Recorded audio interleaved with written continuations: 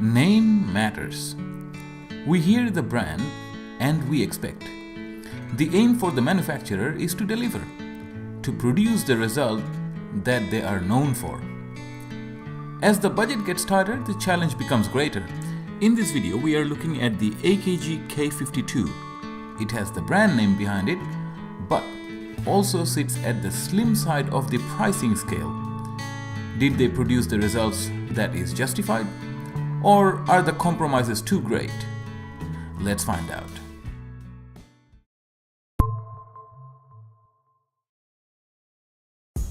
So let's begin with the physical properties. The K52 is a closed-back, over-the-ear headphone and is mostly aimed at home or studio use. Or in other words, the K52 is not meant to be a travel companion. The reason for saying so is, first of all, the long 2.5 meter cable is not detachable. The headphone does not fold or collapse in any way that would assist in portability. The overall construction is rather simple as far as styling is concerned, which is not an issue. The headband is not adjustable, as in it does not increase or decrease in size. The strap is tensioned with spring and is made flexible. So the metal rails provide the clamping force and the strap holds the headphone up in position. The arrangement is successful. Thus, anyone can just pick up the headphone and wear it without needing to do any adjustments, as the strap will extend as much as needed. Next is the cushion, which is synthetic. Very much similar to the ATH M30, which is what we looked at earlier. Originally, I had some reservations about this material, but after this many years of use, I have no issues with this particular kind of material. It does not get as warm as some of the other material used while being comfortable at the same time. The cups themselves are nice and large. For most people, this will be a true circumaural fit. The only thing that I think could have made things a little bit better is the depth. If the cushions were a bit thicker, the ear would not touch the flat surface at all. It's not a deal breaker, but everything else was going so well, this one minor thing comes as a bit of a speed breaker. Moving on to the quality of construction. The headphone is built keeping the tight budget in mind, sure, but nothing fails to work, nothing creaks or falls apart.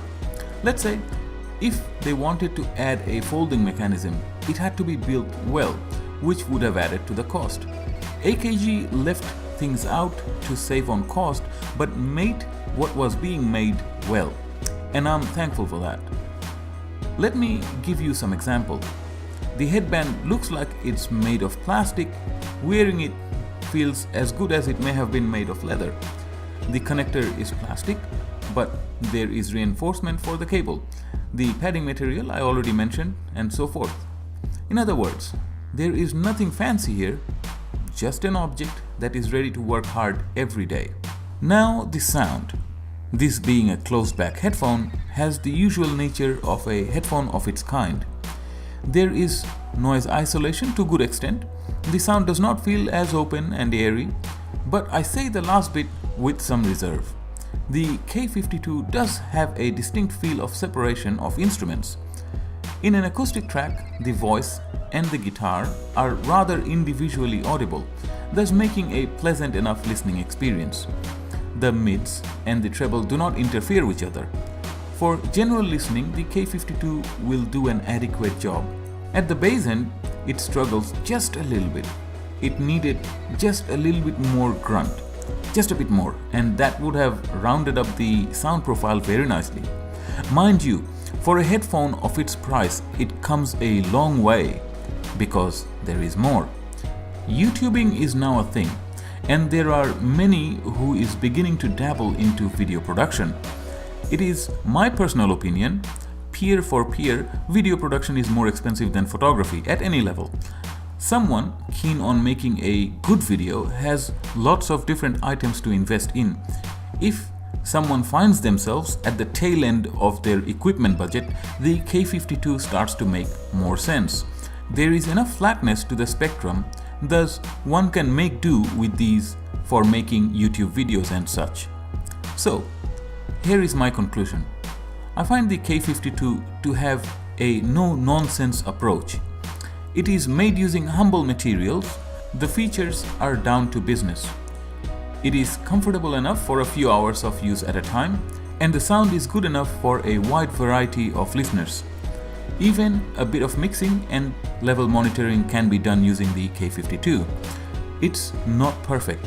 It's not a wonder of the world, underdog who will take on all there is.